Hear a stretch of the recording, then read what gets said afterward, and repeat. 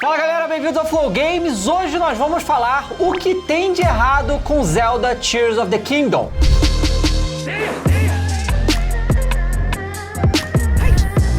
Eu sou o David Jones, tô com o Fênix aqui, tudo bom, meu amigo? Tudo bom? Não. Tudo bem. Melhor agora, porque a gente vai falar de Zelda. Vamos falar de Zelda. E assim, a gente vai falar as coisas que tem de errado no jogo, que a gente não gostou, que a gente acha que poderia melhorar. Mas esse vídeo nós também vamos falar o que tem de bom. Vai ser 2 em 1 aqui pra vocês, tá? Então, rapaziada, só pra deixar claro, o Fênix já zerou, tá? Zerei. Com 1 milhão de horas. Eu ainda não zerei a história, mas eu tô com mais de 60 horas, tá? Só pra, né, falar o ponto que a gente tá no jogo. O David não quer zerar. Não quero. Ele quer fazer tudo, depois continuar. ele vai na Não, mentira. principal. Na verdade, eu tenho uma meta na minha mente. Quando eu completar essa meta, eu vou zerar a história. Tá bom. Né? Então, só pra saber, e é um jogo que, sinceramente, dá pena de zerar. That's perfect! Eu posso ficar falando aqui horas sobre o quanto esse jogo é maravilhoso. E como eu acho que esse jogo não tem nem competição pra ganhar jogo do ano, tá? Antes do jogo sair, eu tava naquela, né, assim, vai ganhar. Eu já sabia que ia ganhar. Vai ganhar. Mas agora...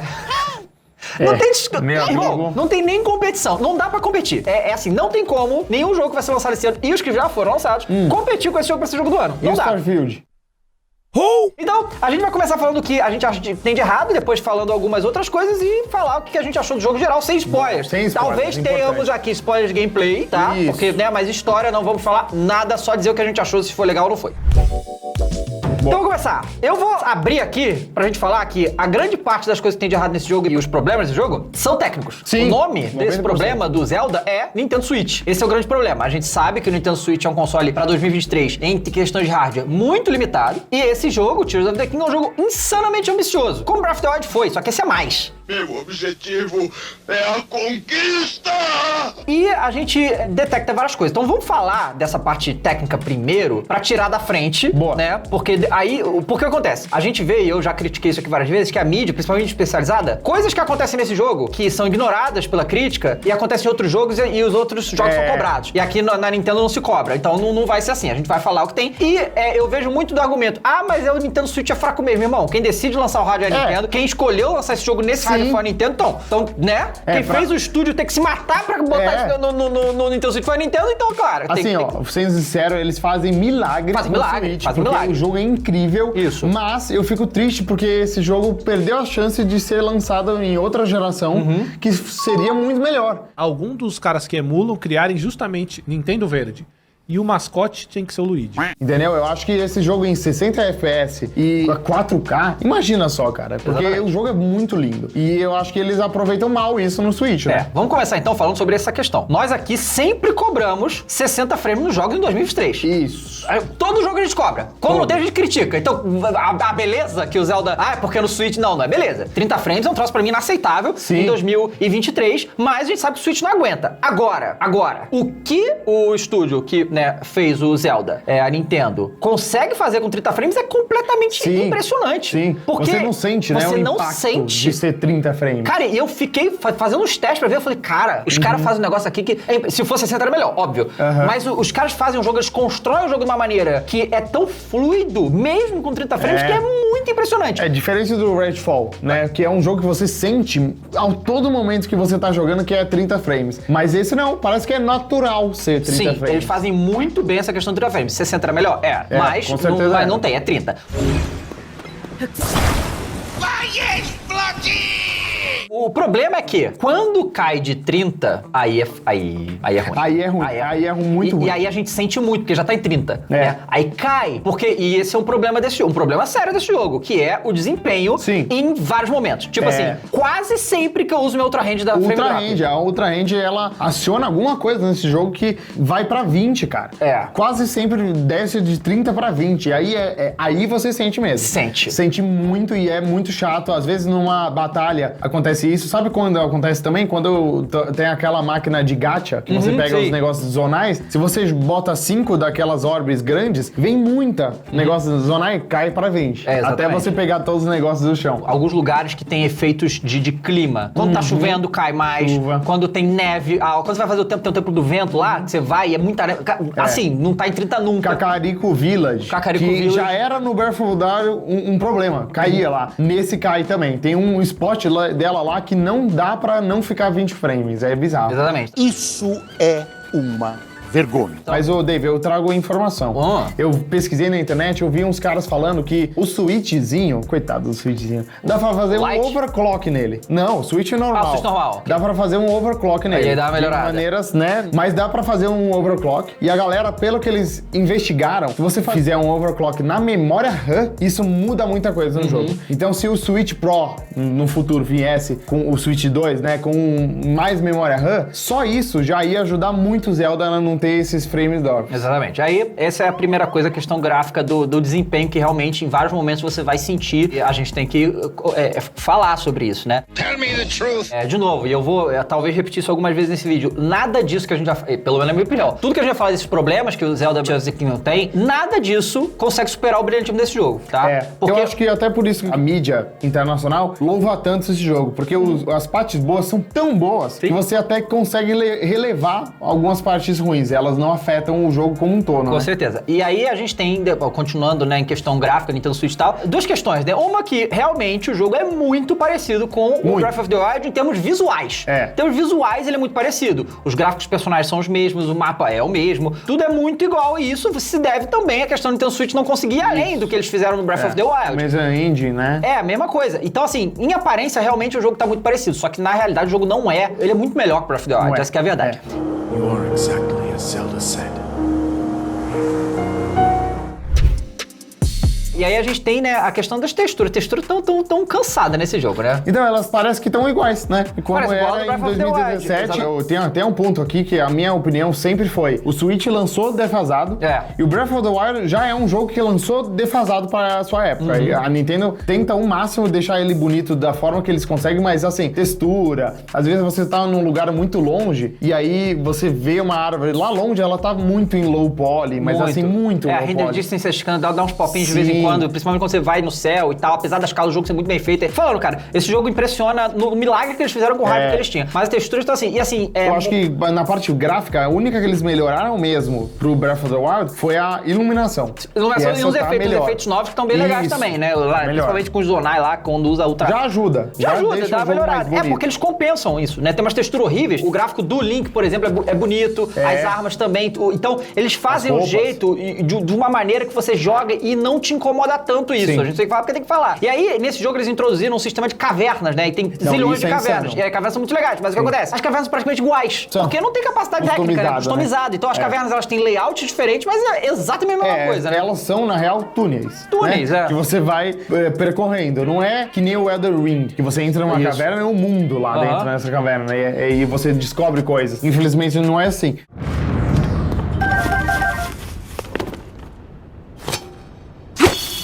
Mas já é melhor que o Breath of the Wild, que nem isso tinha, né? Tem. Não tinha caverna. Eles tiveram que fazer, porque eles usaram o mesmo... Outra questão. Eles usaram exatamente o mesmo mapa de Hyrule, né? E foi uma coisa que foi criticado e tal, antes do jogo sair. E eu até concordo, porque, de novo, a gente critica outras empresas que fazem igual, só que é aquele negócio, eles têm que compensar isso de alguma maneira, e eles compensam, né? Porque, assim, você vai nos lugares, por exemplo, o Reino dos Zora, dos Goron, estão muito parecidos, realmente, parece o mesmo lugar. Beleza. Só que eles te introduzem outras coisas, outros lugares, outros caminhos que você vai, pô, maneiro e tal. Então, eles compensam isso no conjunto da obra, e tem um bagulho das cavernas, que toda vez, cara, eles conseguem, toda vez que achar uma caverna, pô, legal, vai ter um negócio maneiro aqui, vai ter a parada. Muitas cavernas têm armaduras escondidas, que você, pô, será que aqui tem? Você vai investigando e tem o coelho lá, o bicho, o Frog? O Bullfrog, que você acerta ele e pega a gema dele, exato. Assim, como nesse jogo, pra você upar as armaduras, você precisa de infinitos itens aleatórios, você tem que sair pegando tudo. Do mundo, né? Então você vai pegando tudo, irmão. Vai pegando tudo que não vai ter caô. E não gasta, né? Porque isso é um negócio, cara, que depois eu falei, nossa, eu tinha esse item, eu gastei. Não gasta os itens. Vê se alguma armadura que você quer precisa dele e guarda ele, porque você vai usar ele. Mas quebrou! Vamos lá, mais uma. E essa é uma que eu reclamo desde o Breath of the Wild, que é sistema de quebrar arma. Eu odeio, tá? Eu odeio. E eu já falei isso, que eu odeio em qualquer jogo, sistema de quebrar arma, tá? E nesse, eles melhoraram. Porque eles botaram o negócio da fusão, você pode fusionar as armas. Então, meio que assim, a sua arma, ela básica, ela não faz nada, né? É mais o que você vai fusionar ela. E como você pega muito bagulho de fusionar, você acaba ficando com aquilo ali. Só que, cara, ficar quebrando no meio do combate é uma chatice. Mas aí eu digo uma coisa, Dave, eu acho que isso não resolve, sabe por quê? Porque a maioria das armas que você pega, a grande maioria, elas são aquelas sujas, né? Isso. E elas quebram antes. Então quando você fusiona, elas só viram uma arma normal do outro jogo, né? Porque quando você usa o Fuse, ele aumenta a durabilidade. Só que você gasta o seu item nisso, né? Então é um negócio que você tem que pesar. Eu acho que não mudaram essa função. Eu acho que eles mantiveram a filosofia que eles tinham no Breath of the Wild. Por isso que ainda irrita. E, cara, não dá pra falar que não irrita, porque eu tenho uma arma lá insana. E ela tá assim de quebrar. Eu não vou usar ela. Eu não quero que ela quebre. Ela é muito foda, ela é muito forte. Eu não quero. Por mais que eu consiga construir ela de novo, né? Eu não quero. Eu gosto dela. Eu quero só você.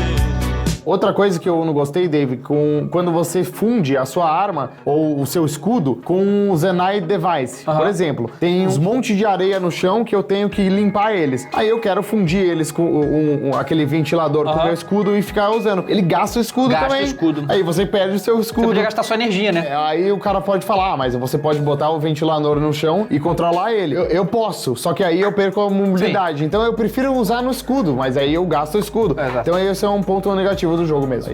Exatamente. E uma das coisas que mais me irrita que você gosta de quebrar nesse jogo é que agora tem uma mecânica nova que certos lugares você consegue quebrar se sua arma tiver uma pedra na ponta. Vira um tacape com a pedra e você quebra outras pedras e tal. Você quebra um lugar pra entrar numa passagem secreta. E, cara, você sempre tem que ter uma dessa no bolso. Tem. Sempre tem que ter. Pra pegar joias, né? E aí você quebra o tempo todo isso, cara. Você entra numas cavernas e você tem que fazer 5, 6 dessa aí pra você conseguir investigar a caverna direito. Porque tem uns lugares que é um caminho inteiro com essas pedras. Você tem que sair quebrando. Aí quebra a sua arma, você vai lá e faz outra. Então, assim, eu acho que nesse jogo melhorou, botando essa quantidade de item, de fusionar e tal, deu uma melhorada no que era o Breath of the Wild. Mas eles têm que achar uma fórmula melhor pra isso, porque ainda é só chato. E lá vamos nós!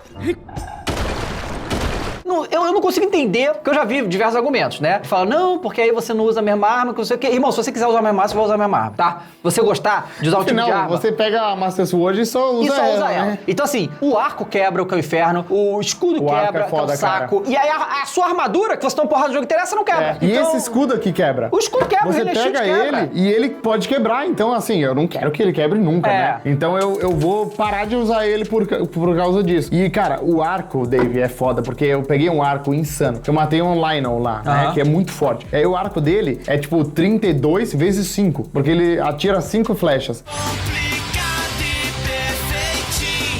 E ele tá quase quebrando. E aí, se eu perder ele, cara, eu não sei como que eu pego esse arco de novo, porque é uma chance de vir do Lionel, que é um inimigo muito difícil de matar. Então, assim, algumas coisas, tipo, você vai pras profundezas e você tem que iluminar as coisas. Sim. Você usa o arco pra jogar a folhinha pra iluminar. Não precisa usar o arco? Eu sei, você pode usar. Jogar, mas aí você joga só aqui perto, né? Isso. Eu quero jogar lá longe. Só que aí gasto o arco. Eu vou gastar o meu arco, que é foda, que eu tenho dano insano pra jogar folhinha. Aí isso eu não gostei também. Pois é. Por que você fez isso comigo? Cara, eu tenho um problema com esse jogo, Dave, que, assim, eu achei muito estranha a decisão de game design deles. Que, assim, você faz os templos, aí um mini spoiler. Depois do templo, você ganha um companion. Isso. Que ele usa a habilidade dele com você. Ele fica sempre com você lá. Você, inclusive, depois eu descobri isso, que você pode desativar eles. Você entra no inventário, clica no item dele e desativa. Ele não fica lá com você. Isso é bom em alguns momentos. Só que acontece, no meio da batalha, eu quero usar as habilidades dele. O cara lá, ele me dá o escudo.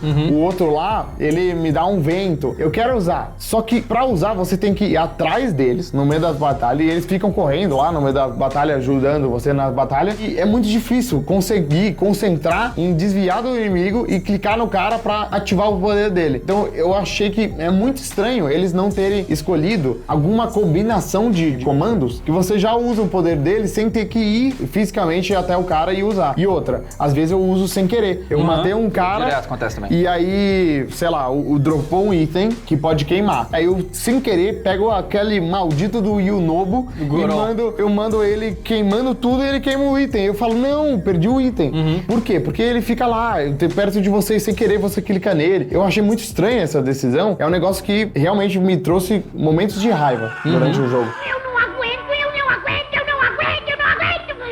Assim, eu tô com 3 Companion, eu não peguei o último ainda. Mas isso acontece direto, assim. Por exemplo, eu quase nunca uso a defesa do Zora lá. Porque ele nunca tá ali pra usar, entendeu? Agora, por exemplo, se tu você pegar. A defesa dele é muito forte, cara. É um hit que você não toma. Do rito, né? Do voador. Esse funciona perfeito, porque quando você tá no ar. Esse funciona perfeito. É só apertar e pá, vai. Então, perfeito. É isso que eu queria pra todos, entendeu? É um comando no meio da batalha que você pode pegar o escudo. Ou pegar o cara que rola. Que nem o Breath of the Wild era assim. Quando você tinha a habilidade do personagem que você liberava, você conseguia usar sem ele. Até porque ele não tava lá com você, né? Eu acho legal ter o Companion. Eu acho que eles deviam ficar lá lutando com você, mas você devia poder usar a habilidade só chamando eles, sabe? Sem precisar ir até eles. O importante é participar. As profundezas do jogo são muito legais, né? A gente falou do mapa, que é igualzinho, mas eu acho que eles compensam isso na mobilidade usando as ilhas, e a profundezas é um lugar novo, né? Só que eu achei que eles aproveitaram mal essa questão da profundeza. Por quê? Porque, primeiro, que não tem muitas missões que exploram lá. É um lugar, é tudo escuro, cheio daquelas poças de gloom que você pisa e perde o coração. Então é difícil de explorar, é cansativo, porque você tem que chegar nos postes para iluminar, e é difícil de fazer isso. Liga as luzes, porra! Chega um ponto que fica só chato, sabe? Não tem muita missão lá que torna aquele lugar legal de você explorar e descobrir coisas. Então é só um modelo de exploração meio básico, que você chega lá, ativa e é isso. Chega lá no outro lugar, ativa e é isso. Eu acho que eles poderiam ter aproveitado mais, com mais side quest, mais missões lá embaixo. Eu entendo que não faz sentido porque ninguém explora lá embaixo, né? Ninguém do lado de cima explora, então difícil de ter missão. Tem uma missão que é com o Yaga Clan, que é o clã do outro jogo. Que você pega a habilidade lá, isso. O auto-build. Isso, e é legal essa missão, mas eu queria que tivesse mais, porque eu acho que é uma área muito legal que não é bem aproveitada. Área abandonada. Uma coisa que a gente sabe que, assim, todo mundo já sabe disso, mas obviamente a gente tem que mencionar. Tem que falar. O jogo não tem tradução para português. Não Zero. Tem para holandês, mas não tem português. Não tem. É algo que se reclama da Nintendo há anos e anos e anos. Eles parecem não estar nem aí. Então, beleza. Mas é um ponto negativo forte, porque esse jogo, se você não entende inglês, você não joga, tá? Então nem tenta, assim, desculpa. Você que não entende inglês, você vai pegar esse jogo, você só vai ficar perdido. E tem muito texto, cara. Tem muita conversa. Os NPCs falam muito. Não só isso. Esse jogo é um dos poucos jogos, isso é uma coisa boa, que assim, você tem que prestar atenção no que ele NPC te fala, porque ele vai te falar, e onde você tem que foda-se, você tem que achar. Então, se você não souber o que ele te disse... Detalhe, você fala com ele, e aí ele te fala as coisas, e não fica lá no menu da quest pra repetir. Você tem que falar com ele de novo pra entender o que ele falou. Então, é muito assim, de entender mesmo o que eles falam. E se você não entende inglês, não vai entender e não vai fazer as missões. Vai ter como. Please, me speed your high, I love you, I like you. E outra coisa também, nesse aspecto que eu acho, aí eu não sei se é uma limitação do Nintendo Switch, pode ser também, aí outro problema do Nintendo Switch, é a falta de voz, né, cara? Nem os NPCs mais principais têm voz. Assim, tem umas cutscenes que tem. Isso, e tem mais que o Breath of the Wild. Tem mais. Tinha menos.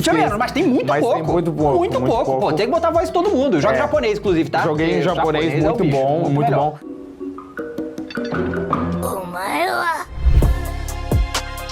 Bom, rapaziada, essas foram as coisas que a gente não gostou. Não, sinceramente, não foram muito pra um jogo tamanho massivo do jeito que é. E nada disso chega perto de arranhar o que é incrível esse jogo. Então vamos começar... ser sincero que a gente se esforçou pra conseguir buscar todos os erros. Porque tem erro, né? O jogo não é perfeito. Claro. Mas ele é tão incrível, cara, que a gente fica com os olhos brilhando, porque ele é assim. Pois é, ontem eu tava cansado, irmão. Fui dormir às 11 horas. Eu só queria ficar jogando até as 3 da manhã Zelda. Não consegui porque eu tive que dormir. Fui dormir triste. Cara, é difícil. Tá assim o negócio. Difícil. Eu tô acordando, Dave, que nem você, cara, às 6 da manhã. Só porque eu quero jogar o jogo. Às 6 da manhã eu tô lá jogando. E aí, assim, o que eu vou falar aqui, que pra mim é o que esse jogo é especial de uma maneira que eu acho que poucos jogos na história têm isso que eu vou falar desse jogo aqui, que assim, a gente fala muito sobre escolhas em jogos, né? Tá. Tu vai lá e toma uma decisão e acontece alguma coisa, e muitas vezes essas decisões não influenciam em nada e tal. Eu acho que o Zelda Tears of the Kingdom nem é um jogo que o marketing dele ou as pessoas jogam olhando nesse aspecto, mas pra mim esse é o jogo onde mais as suas decisões importam de qualquer outro jogo que eu joguei na minha vida. Por quê? Porque assim, a gente obviamente tem a história, e é a história que você tem que seguir pra zerar, beleza. Só que o que você vai fazer pra chegar ali e o jeito que você quer decidir como que você vai aproveitar esse jogo, é você que decide. É verdade.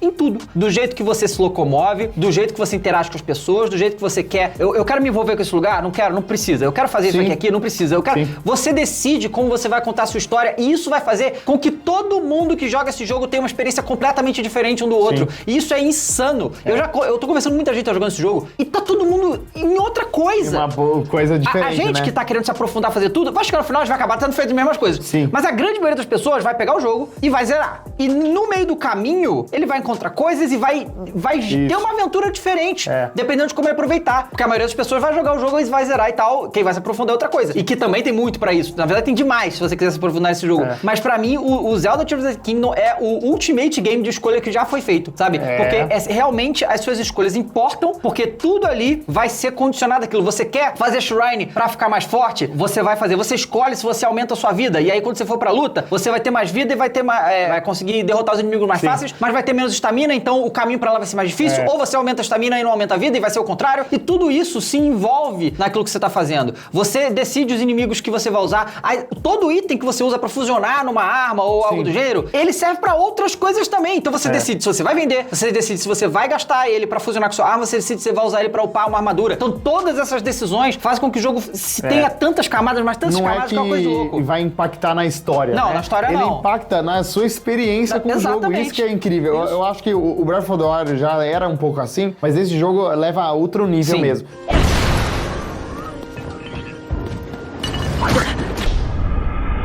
Eu acho que o Tears of the Kingdom é uma continuação do Breath of the Wild. E é aquele negócio, o jogo não tem que ser uma revolução cada vez que lança um Zelda. Mas ele tem que ser uma evolução, né? E esse evolui demais. Todos os problemas, todas as coisas que eu achava, em questão de gameplay, questão de ritmo do jogo e tal, que tinha no Breath of the Wild, no Tears of the Kingdom foram praticamente resolvidos. Até as torres. Não é mais você não ter que ficar escalando torre, tá ligado? Eles menos a arma. Isso é a única coisa que resolveu. Eles tentaram melhorar a questão do Fuse, mas não resolveu.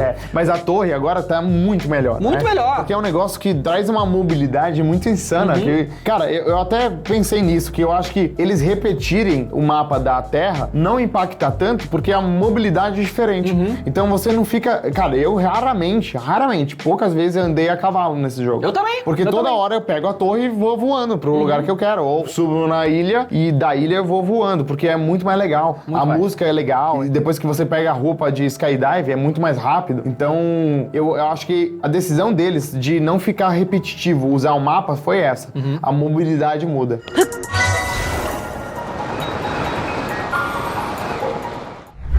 E é assim, esse jogo tem uma história infinitamente melhor do que o jogo anterior. Apesar disso não ser o principal, no Breath of the Wild era uma coisa simples. Você acordou, você não sabe quem é, cadê a Zelda, tem um monstro lá, resolve. Era assim, basicamente, sim, era isso. Se você estuda a história, ela claro que é legal. Mas a história desse ainda assim é mais legal. Sacanagem. É sacanagem.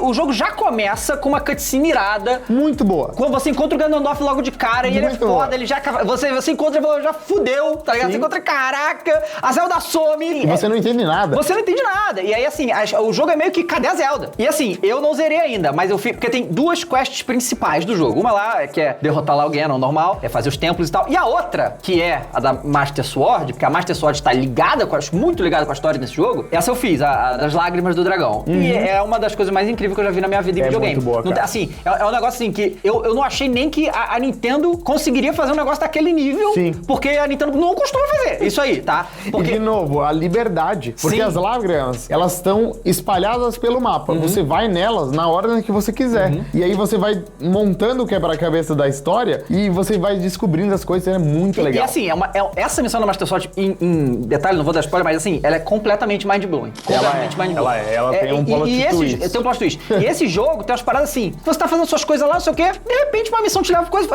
aquela coisa que você tinha que ir lá ver e tal, sempre teve lá. Tava lá. E você podia ter ido lá, mas você não foi. Então, assim, isso acontece no mapa inteiro, né? Isso é uma outra coisa muito, muito irada desse jogo, que a história é sensacional. Não só a história principal, o que acontece com aquele mundo e tal, mas as histórias paralelas, de personagens que você conhece, de coisas que vão acontecendo dentro do mundo lá, que vão gerando coisas, né? E isso é que no Tears of the Kingdom, uma coisa do Breath of the Wild, que muitos falavam que era um jogo mais contemplativo. Sim. Era um jogo meio solitário e tal. Esse jogo não é. Esse jogo, logo no início, eles te dão muitas opções. Tipo assim, você encontra lá a Pura, ela te explica o que estão fazendo com o Zelda. Aí tem o Índice, que conta a história de cada personagem Sim, é muito foda muito aquilo foda. que você entra lá.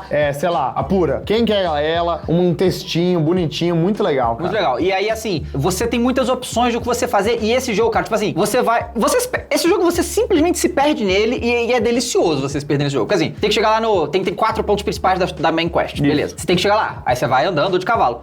A cada 100 metros você vai parar pra fazer alguma coisa, cara. Porque tem alguma coisa pra fazer. Eu vou estourar a sua boca pra parar de falar besteira. Bom, outra coisa muito, muito irada nesse jogo são as novas habilidades. Eles pegaram as habilidades do primeiro jogo e falaram, esquece essas habilidades, vão te dar novas e elas são infinitamente melhores e faz o jogo ser infinitamente melhor também. Elas são muito melhores que as outras. No outro jogo, basicamente, as habilidades quando você usava elas eram meio que pra shrine. E elas não tinham eram tanta muito utilidade simples, fora. né? Muito simples. Nesse aí, cara, esse Ultra Hand é sensacional, irmão. Ultra Hand, Ascend também. O Ascend, uma trivia lá que era um cheat. Era um e aí eles cheat. colocaram. E funcionou muito bem, porque você navega o mundo, principalmente as cavernas. Você não tem que andar tudo de novo, você sai. Mas que susto! Então assim, a gente tem Ultra Hand que controla as coisas e é perfeito, você consegue juntar uma coisa com a outra, possibilitando. E é um negócio assim que eu achei, por exemplo, será que isso vai ficar chato? Eu não sou muito de construir em jogo. Será que vai ficar chato? Não fica chato. O troço é tão intuitivo, tão gostoso de fazer, que é muito legal usar Ultra Hand. Não só nos puzzles, mas fora deles também, pra você alcançar novos lugares e tal. Recall cara, é sensacional. O Recall é insano, cara. Porque você já viu os caras fazendo assim, como um player noob de Zelda resolve. Aí eles juntam um monte de tronco e faz uma pontezinha. Como um player pro faz. Ele pega a Ultra Hand, leva o tronco pra lá, volta, sobe no tronco, usa o Recall, e ele vai pra lá. Cara, é genial o mundo de possibilidades que a soma dessas habilidades trazem, né? Sim. Porque você usar elas juntas, que faz um negócio muito legal. Tudo isso, né, adiciona, porque a física do jogo é muito boa. Então meio que você consegue usar isso em tudo quanto é situação, tudo quanto é coisa. E o que isso gera... somado com os Zonai Devices, né? Com os Zonai Devices, claro, que são itens novos, que são com físicas incríveis, gera infinitas possibilidades. E essa é outra coisa brilhante desse jogo, é isso. Existem infinitas maneiras de você resolver o mesmo problema. E eu não sei se tem jogo que faz alguma coisa parecida com essa. Porque é um negócio de maluco. É impressionante. Estação, Station, Tatuapé. No da Shrine você tem recurso limitado, você tem a situação ali. Dentro da Shrine já tem infinitas maneiras diferentes de você fazer. Várias maneiras que eu fiz e falei, deu? Cara. Deu certo aqui? Eu acho que não era pra fazer isso não, mas não tem isso, eu acho que não era pra fazer, tá ligado? Tem muitas maneiras de fazer. Agora, fora da Shrine, cara, vale tudo. Porque você tem os Zonai Devices que você consegue summonar e usar os itens que você faz naves, faz avião, rampas infinitas, foguetes. Então as possibilidades são literalmente infinitas. É infinito o que você pode usar. Com os itens que estão no jogo, com os Zonai Devices, com as suas habilidades. É coisa de maluco. Bom, galera, a gente vai encerrar por aqui. Com certeza vão ter coisas aí que vocês também não vão ter gostado. Vai ter mais coisas boas também, que esse jogo é incrível, tem muita coisa boa. E como o Dave falou, a gente podia falar por horas do como esse jogo é bom, na verdade. E é isso. Comente aqui o que você gostou, o que você não gostou do Zelda Tears of the Kingdom. A gente se vê na próxima, gente. Tchau!